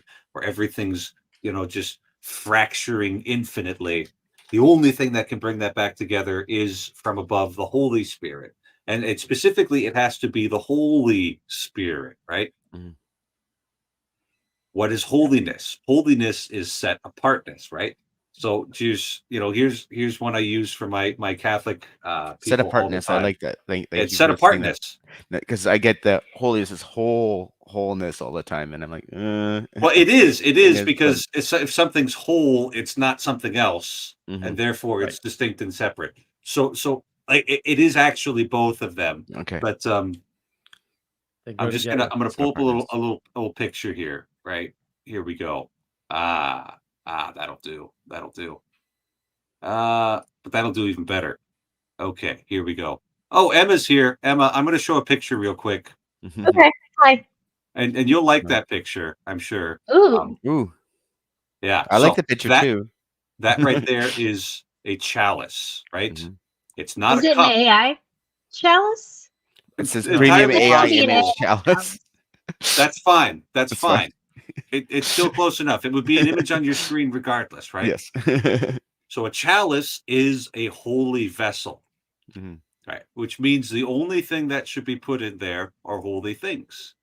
The wine, which is consecrated into Christ's blood, and the Mm. water, which is mixed with it and which is used to purify it, not in the sense that it's defiled, but so that it can go back into the cupboard, right? And Mhm. be put into storage for the next time that we actually celebrate Mass. So the Holy Spirit, the Spirit that's set apart from us, that isn't the same as us, has to come down from the holy place to us to bind all these things together and lift us back up. Mhm. You go and put Coca-Cola in the chalice, that's a major infraction right there. Mm. Because not that drinking Coca-Cola is wrong. You need to drink it out of something like this, an Yeah. ordinary thing, something that isn't holy.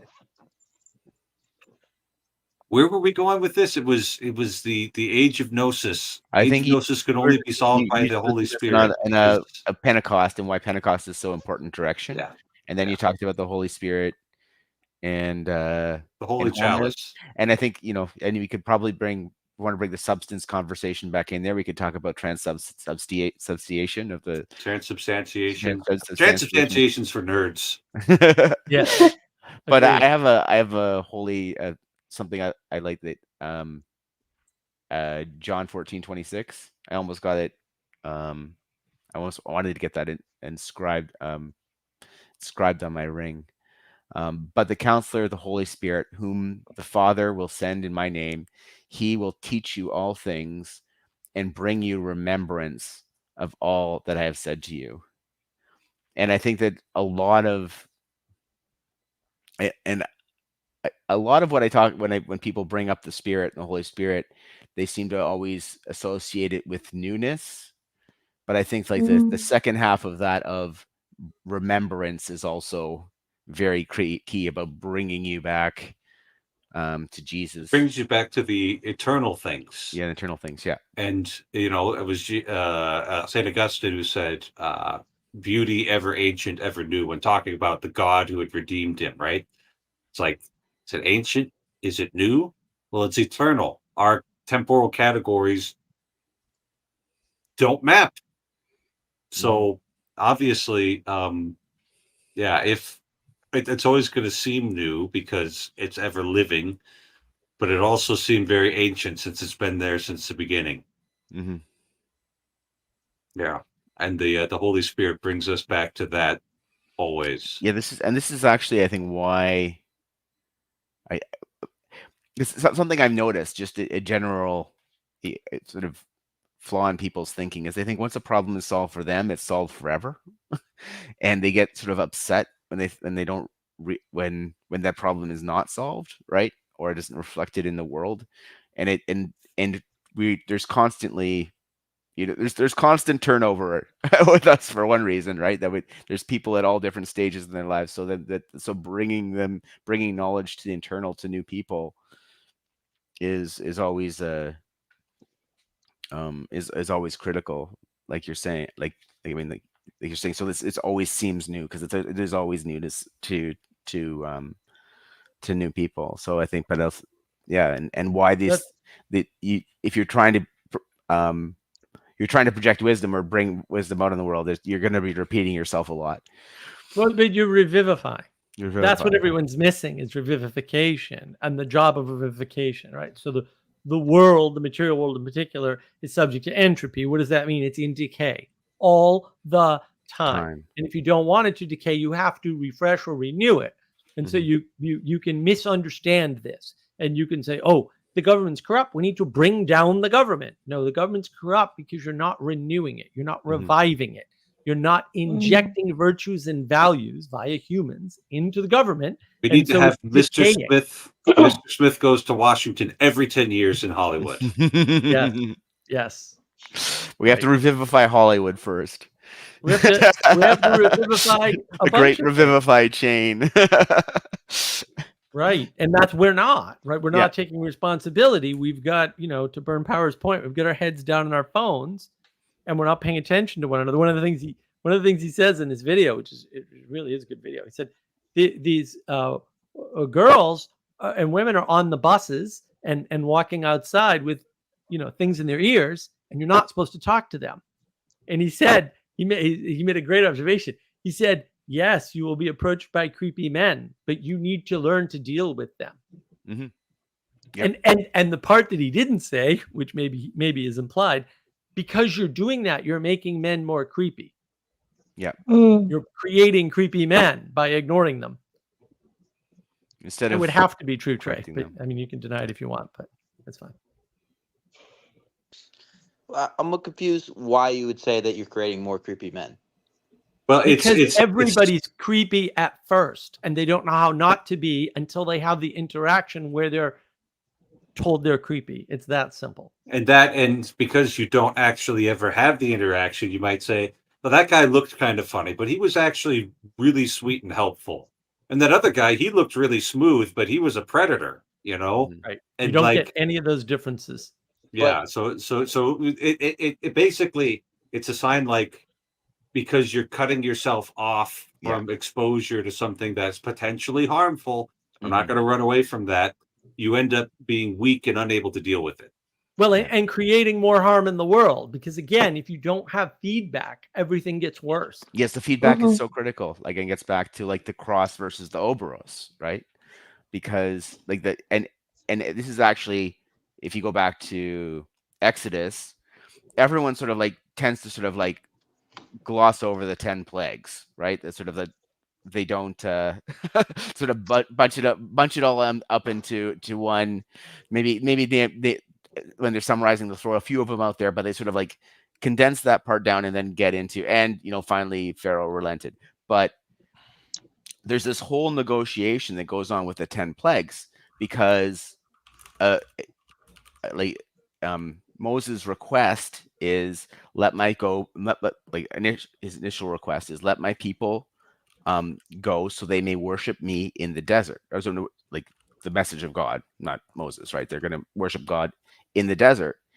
And in order to worship God in the desert, they have to go bring their whole selves, right? They have to bring themselves, their belongings, everything.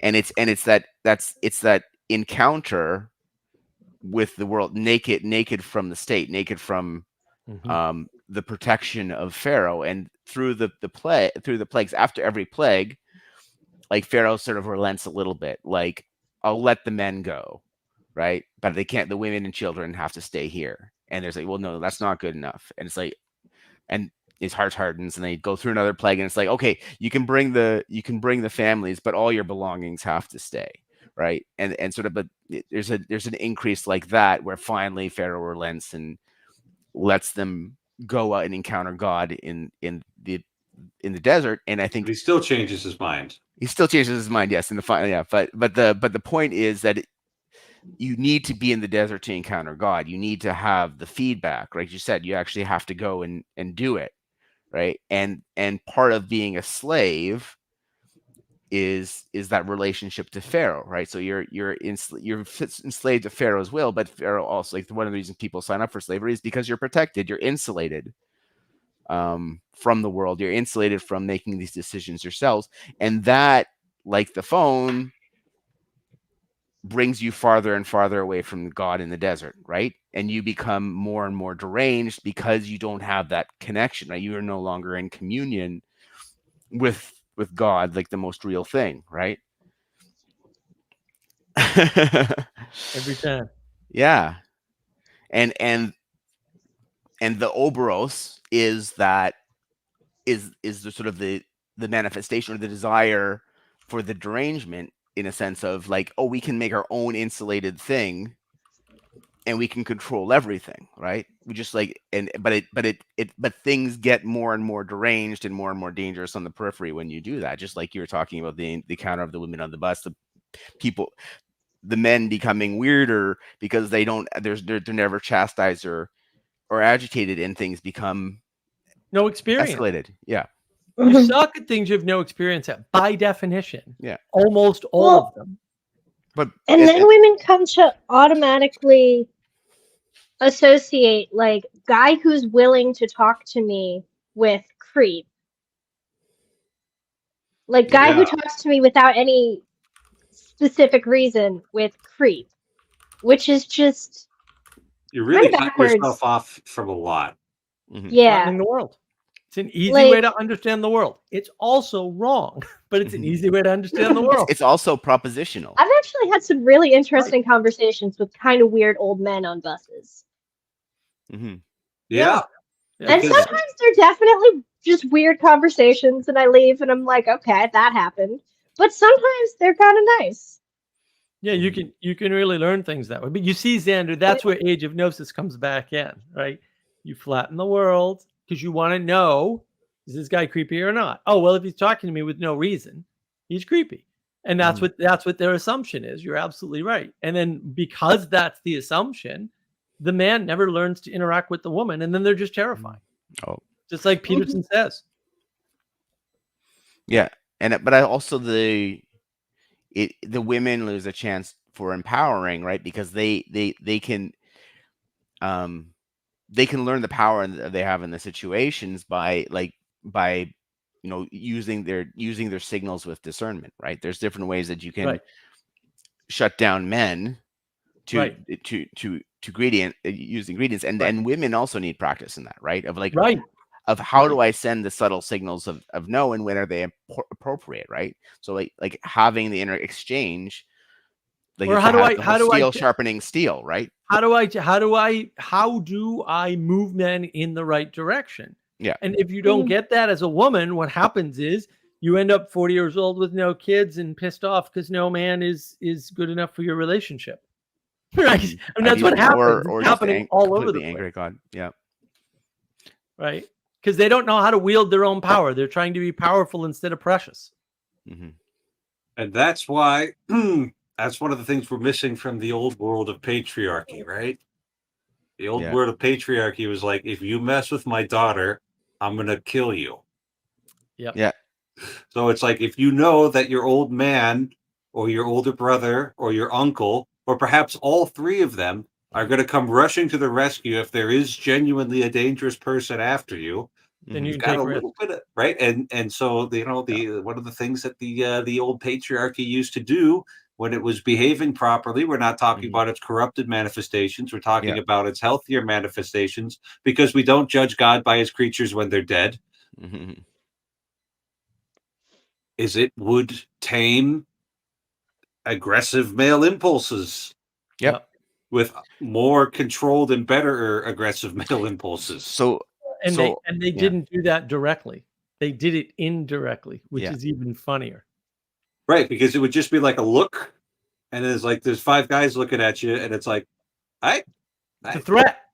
Well, yeah. and people are like, "Oh, you can't threaten people," and I'm like, "You're denying them the most important signal that Mhm. can exist is a threat." Yeah. There's yeah. One of Saint Joseph's titles is the Light of Patriarchs and Pillar of Family Life. I'm actually I'm chancellor for my Knights of Columbus Council, and I'm gonna sort of like when we start the new season in September, it's like, all right, we're dedicating ourselves to Saint Joseph. Light of Patriarchs, Pillar of Family Life. Terror of demons. Terror of evil. Yeah. Terror of demons. Yes. That's a part of the litany of Saint Joseph. It is. And Yeah, there's Lion of the tribe of Judah. It's Mhm. amazing. This guy doesn't have a single line in all of Scripture, and he's like everybody's buddy Dave, right? And like Dave's just usually kind of quiet, but he Mhm. goes about his work and he does a really good job. And then all of a sudden, everybody will turn like, "Hey, Dave, the man, the myth, the legend. You're the freaking best. I saw Yeah. Dave do this. I saw Dave do that. Or head of the Dave's Holy just kind of Family. sitting there like, "Huh, yeah, okay, guys. When are you going to stop?" Yeah. Well, I think it's also symbolically, Saint Joseph represents what Jordan Peterson calls the invisible army that keeps civilization going, right? That keeps the tides of chaos at bay, right? It's like he talks about the invisible army of men. This is like earlier Peterson. I don't mention as much, but earlier Peterson, he used to always sort of have one of his touchstones was talking about the invisible army of like linemen, plumbers, electricians, Mail carriers, network systems administrators. system Do you have any administrators. idea how much of everything we do is dependent on systems administrators getting up at midnight because something broke? Yeah. Ooh. Yeah, and these guys, like they're the invisible army that keeps civilization going, and sort of Saint Joseph represents symbolically that sort of that layer of protection within the Holy Family, just like the quiet, silent, but keeping things together by the grace of God, right? Yeah. Yeah. Good old Saint Joseph. Hmm.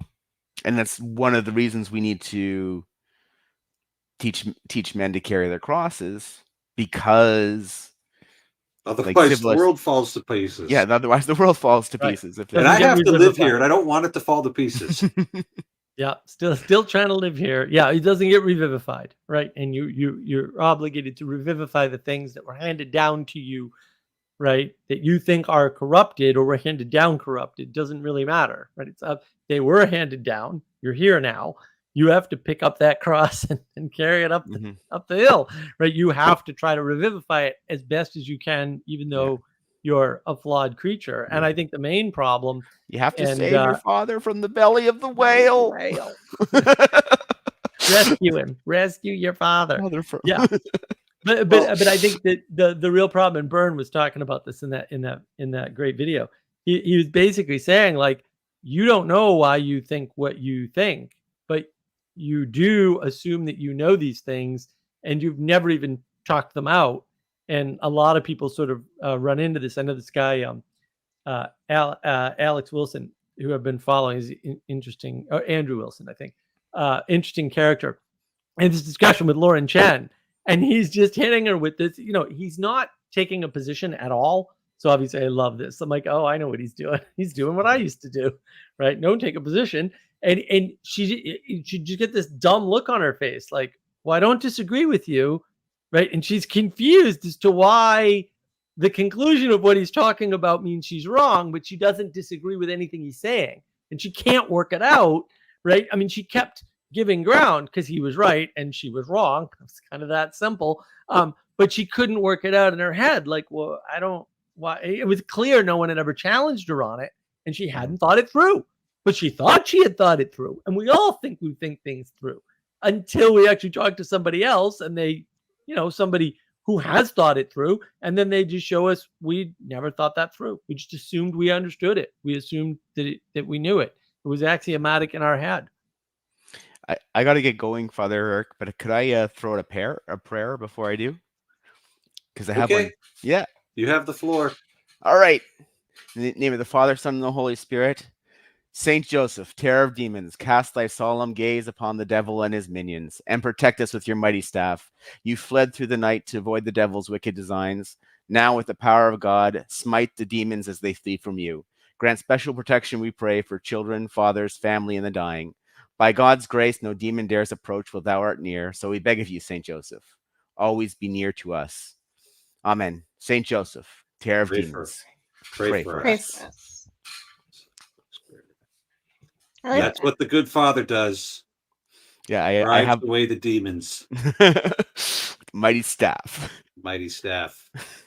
All Take right, care, guys. Vander, glad Good to to have see you you. on. Good to see you. Bye. So I have a question. Uh-oh. Is the process this revivification, like, do men and women do it differently? Of course they do. They have to. Men and women do everything differently, Emma. I don't know if you've noticed. I don't know about everything. Pretty Most much. things. There's Pretty at least much. Agree with you, some Emma. differences. Agree with you. Breathing's probably pretty similar. I don't know, man. You got to show me some evidence there. I mean, so we could let's right, let's then, take how? something. Let's take something concrete. Let's take like a Knights of Columbus council, right? And it's become a very sleepy Knights of Columbus council. The men there are just kind of doing the same things that they've always done, except they're not even doing that anymore. Things are just kind of dropping off along the way. And they're just keeping the machinery running. And sometimes, maybe the best thing you could do is keep the lights on for somebody else, Yep. right? Like, and then they get, let's say, 3 or 4 young guys who have a little bit of vision, right? And they decide, hey, we've noticed that the Marian grotto at the church has kind of fallen to pieces. Like, let's go and build that back up again. So they go out there, they do the weeding, they do a little painting, really spruce things up again, make nice. And that leads to bigger and better projects there.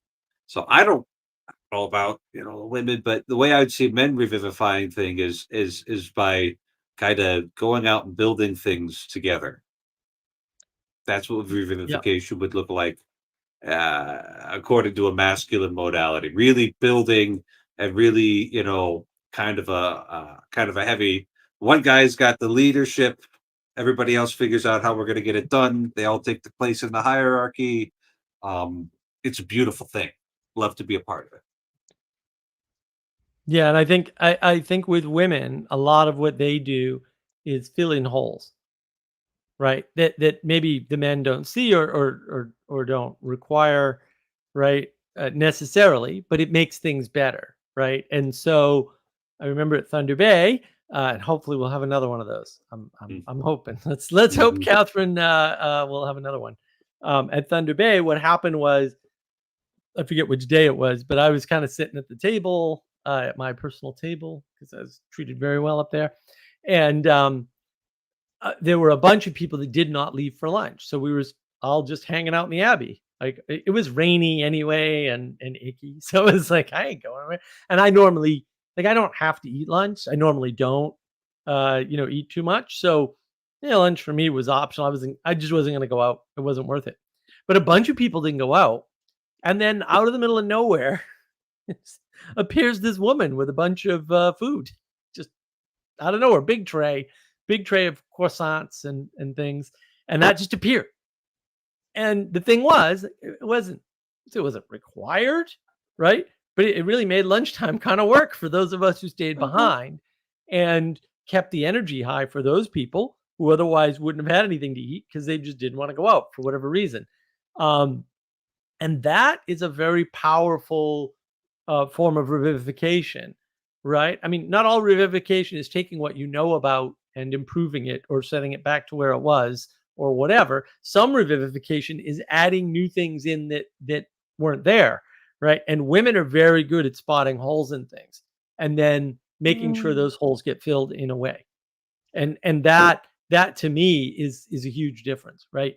Because they're underneath, and this is the funny part. So I didn't know who the woman was. I was like, I don't know who this person is. I mean, it was Scotland's wife, but I didn't know that at the time. I'm like, who is this strange person? She just came out of the basement, literally comes out of the basement with a tray of food. And I just happened to notice all this, right? And I'm like, how did this happen? They told us explicitly, there's no food here. Go away. Get out. Go away. Go have lunch. And then like she just fixed what she perceived to be a problem. That happened in other ways too at Thunder Bay. But yeah, that's part of it, right? That makes sense. And if they can't solve the problem themselves, they'll go get help for it. Right. Well, I remember and the can. at Holy Cross, there was a very good receptionist and secretary. And then like she would just come up and say, this is happening, Father. And then she would just kind of look at me, right? And before I knew it, I was just fixing these problems, And it's, wait, when did I decide to do this? I never actually made a decision to do it. She just kind of like women looked at point. me. Yeah. And that's how things happen. They just mention things, and that's pointing, and then things happen because they didn't say what to do or how to do it necessarily, right? And then these things kind of happen, and it's totally magic. But the other thing that women do is they revivify by beautifying, right? So they put beautiful things in place, right? And that attracts more people, and then people pay attention to the space, and then it's like, oh, well, this beautiful thing shouldn't be here with this dirty wall or this hole over here or a bad roof. It might get leaked on, right? And then all of a sudden, again, things start happening. Why? Because beauty was put in the place. Well, men don't do that. I mean, it's not, some do, but like almost none of them, right? And the ones who do usually were asked. Usually. True. So you can think of it this way, right? Like men build the crib and women put a bow on the baby's head. Yeah. Men build the house, women make it a home. Yep. That happens. That makes sense.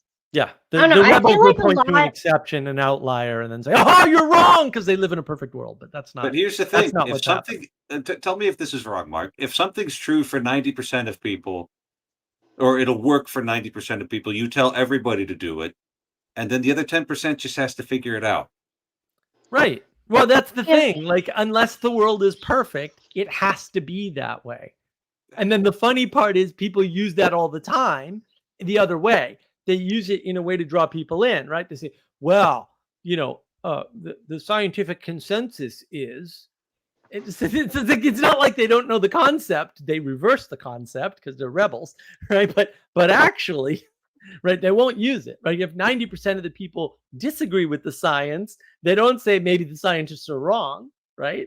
So they never use it the other way. That's leftism in a neat tiny package. Rebellion. It's just rebellion. It's just, oh, it's not perfect, therefore it's wrong. What? Mark, question for you. How much of history do you think that where the man has sort of left home to do work instead of working inside the household? I don't know what do you mean by working inside the household? Like, for example, I think, well, I'm just like noticing these roles. They seem to be like very much embedded, I guess, in the idea that like the company man, the man who leaves to go to an organization, rather than like, from what I understand in most history, where you're working inside the home. So tilling I crops. didn't see that at all in what Mark was saying. You never work inside the home as a man ever. How's that? Is that clear? Historically never happened. So I don't know what you're talking about. They didn't go to someone else's space to work. Right. But that doesn't mean they worked inside the home. No, those two things were completely different. They would have like a shed. They would have like a shop or farm. They go out on the range and repair the fences. They're nowhere near the home. How's that? Or they're taking the cattle from Texas to Chicago for a month or two. Like, what are you talking about? They're working for themselves, but they're not at home. Working for Right, but I yourself would is say a that different like it's thing. within their own property, and the wife also maintains that as well. That never happened. I don't know what to tell you. They always had vastly different non-overlapping roles, period, end of statement. Like, forever.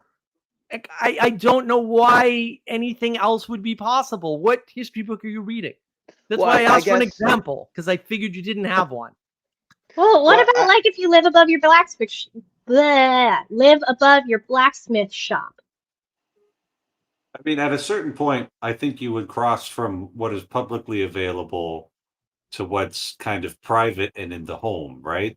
Mm-hmm. So, but Right. they might be physically in very close proximity to each other, that you might just have a door separating, we'll say the counter where you're selling the sweets that you're baking, Right, and then there's a little oven in the back, and then there's the that's house not the on top. distinction. Yeah. But that's not the distinction he's describing, to be fair. He's describing a very important distinction. Working for somebody else or working for yourself. Yeah, that's a distinction. That changed. Guess what? If you live in a city, you're probably not working for yourself. If you live in the country, you're more likely to work for yourself. But Now, there how is you also the do that is farmhands. different. Yeah, Well- yeah. Right? Mm-hmm. Well, I guess my question on that is like when it describes a like perfect woman in the Bible, it says somebody who's like acquiring land, who is doing business, and very outgoing. I think. That's what, Proverbs chapter 31? Yeah, Very I could Yeah. be completely wrong on that, but I do remember it making a point that like going I out. mean, and, part of let's say proper economics, right? The Yeah. management of a household is going to involve things outside the household. I don't think Right. that's ever. So it's more like a domain of competence rather than where you physically spend your time. Right. Well, what are the things that make the home versus what are the things that make a house? How do you build a house? You go into the woods and chop down damn trees. That's how you build a freaking house. Like, period. You go out from your land or maybe on your land, right? But then once that house is built, right, Mm. the woman stays near the house where she can be properly protected. And this is especially important in the past. So I don't want to hear this conflation with, well, the women. No, they didn't. They were precious. They were kept nearest to the safest things in the safest way possible. Sure, there were exceptions, whatever, right? Let's not get crazy. But no, it never followed that pattern. I don't know where people get this from. I think they're probably like on LSD or something, because like you can't find this in history anywhere. Well, people are working with very vague definitions of things and then trying to Yeah. conflate something that kind of looks like something now that happened in the past, but it happened for completely different reasons and in a different way. But because they kind of look the same, they're the same Right. thing. Right. And okay, so it's specific with the jobs. And yeah, the jobs are female, mostly female jobs. Right. And girdles it to the merchant. Is the merchant a man or a woman? The merchant's a man. It's like, Mhm. yeah, they each have their roles, right? And those roles are specific and they're based on competencies. Women have average competencies way different from the average competency of a man. Period. End of statement. Full stop. Like, I don't know why any of this is hard for people to accept. It's observable in the world. It's reliable. Peterson talked about that when he went to what is it?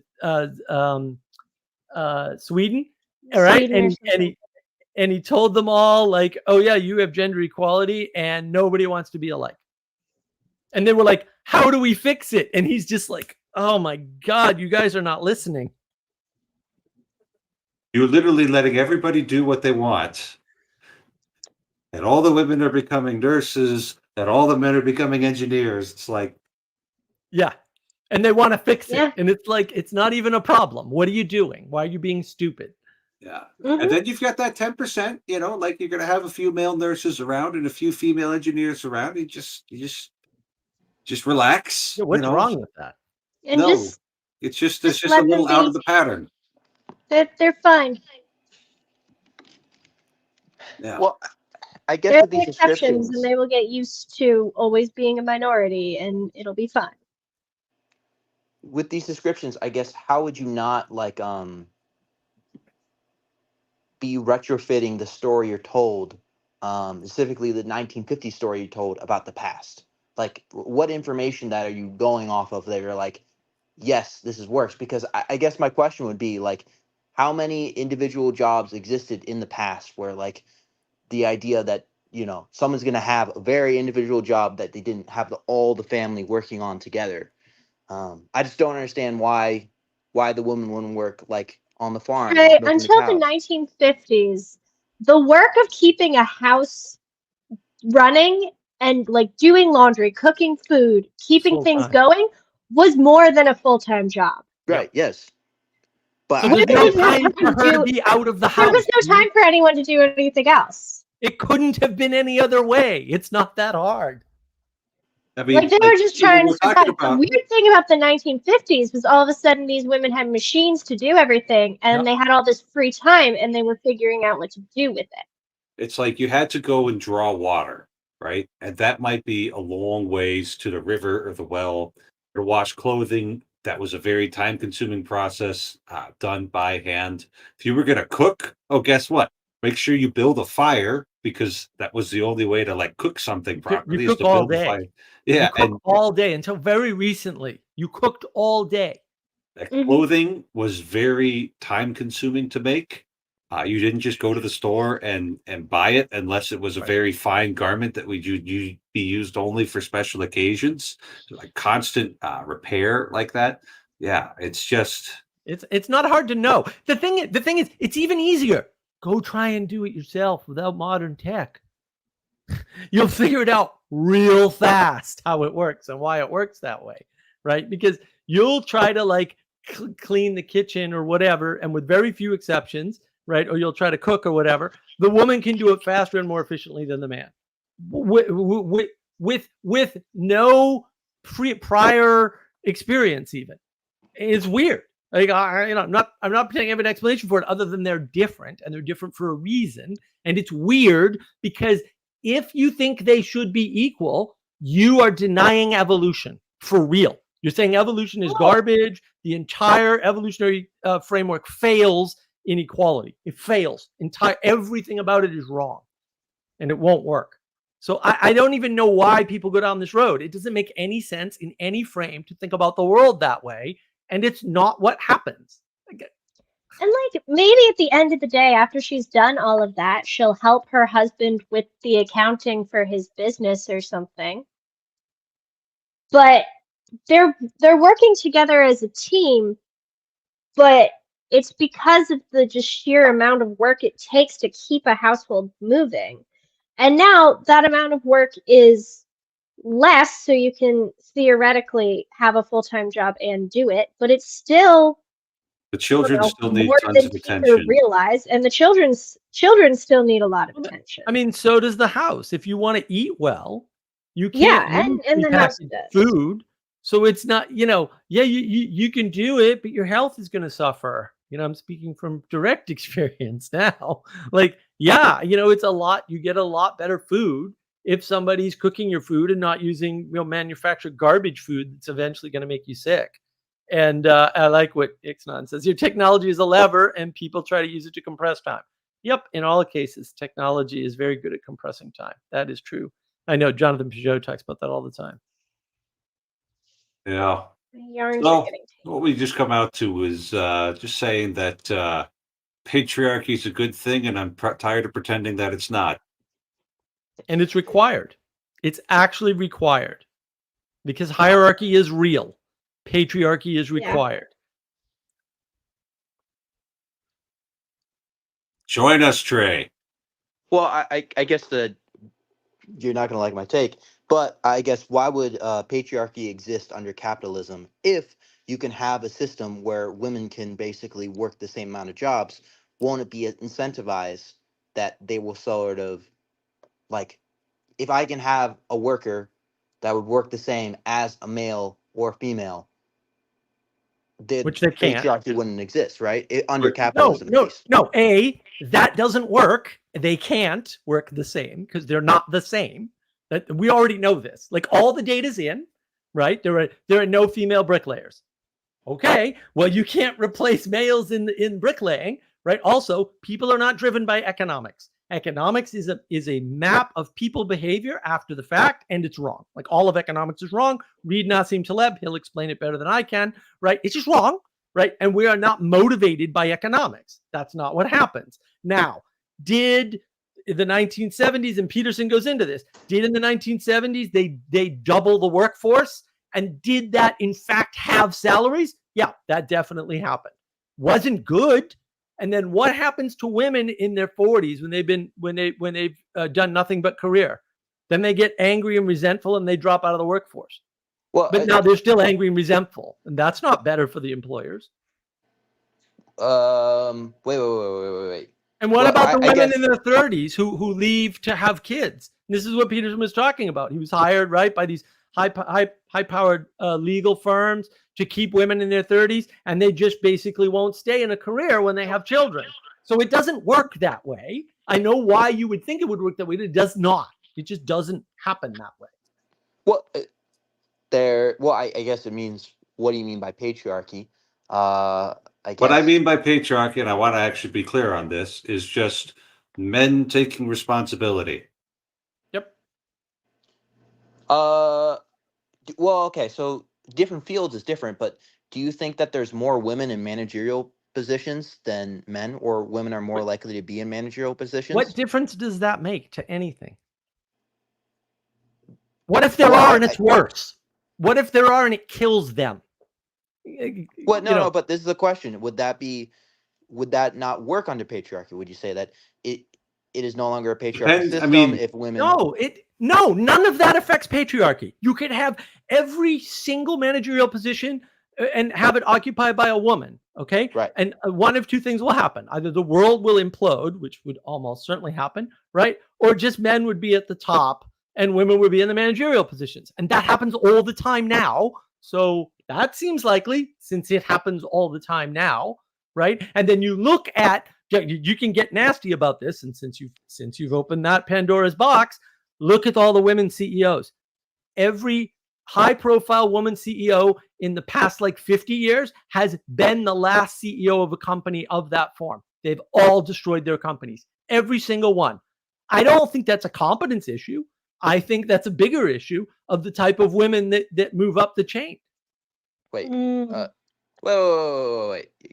I feel like you got to do some more lifting than saying they destroyed your companies. Are you saying that there's a lesser return, consistently Those companies over are time? gone, That every Trey. time it's a Most of them are gone. The others are Like there half was their no size. CEO after them. Or there was no What about CEO after. YouTube? Either there was no CEO after them, or the company shrunk by I half guess. in Do size. you have any statistics to prove that, or Look Give us it a few up, Trey. examples. Go Give us look a- it up. Carly Fiorina, what a disaster of a human being.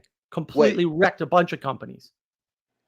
Okay, so you could What look is up. the Car- lean in person? Was she a CEO of something? Was Who? Cheryl? YouTube's somebody? doing great? Wojcicki's killing it. Wasn't that when YouTube got bought out by Google or something? Well, Wojcicki has been CEO for about 10 years. So That's not. I think this is. Yeah. This is just getting complicated. And YouTube still doesn't make any money. And YouTube is the and YouTube doesn't work at all. It's gotten markedly worse. Their numbers don't even make any sense. YouTube The is other day, the most, today, out of every one of my streaming video platform, views it's the went most down. streamed. I'm like, how can you have fewer views 3 hours later? That makes no sense, right? Their infrastructure is collapsing. So but YouTube is the most streamed platform versus Hulu, Netflix, Disney Plus. It is the So most what? streamed. So what? Who cares? What difference Okay, does that then I make don't to know the what world? metrics you're saying. I think that if I created a platform and it was the most streamed out of everything else, that'd be impressive. Trey, I can make metrics for anything. I can make metrics for why Satan is the best and you should follow him. Who cares? It's still not true. It doesn't matter. Wait, no, this is the key of the argument, because I'm like, oh, do you have any statistics to say that if women are CEOs, the bank it fails? Now we have all to go the into big, specific well-known examples. CEOs who are Yes. women in the past 50 years have destroyed the companies they were CEOs of. Like, is there a longitudinal study on that? Like, I'm being Yeah, quick there on this 'cause is. this Why gives don't you go all look the it points. up instead of making assumptions? It would be nice if you pointed us in the direction of where we could find it. Do you know, like, a When Carly magazine? Fiorina ran for president, you didn't hear about, oh, she's a disaster because she destroyed this company that she's the CEO of, and this company that she was just a high executive. I mean, like, this was all over the news. They did the same thing with Meg Whitman. Yeah, but I don't Right? watch the news, Mark. Well, no, Yeah. but I mean, like, this is not hard information to find. It's just that nobody looks. They make the assumption that men and women are equal, and therefore, if they were more equal, they'd be better. And as I pointed out, that doesn't work, and we know it at the country level, even. Right? We know this. Peterson was pointing it out. Like, I don't even understand why this is a discussion at some point. Like, we have the data. It's in. Go look it up. It's not unclear, right? And you can always make exceptions and outliers and all kinds of things, but actually, the data is in. I mean, And it's okay. 9:30. It's 9:30. Sorry. Just, I'm gonna take control here. It's 9:30, and that's when Father Eric goes to bed. So if Trey and Mark, who I'm glad they were both on, makes things interesting. If you want to continue that discussion, you'll do it somewhere else. But good night, and God bless you all. Good night.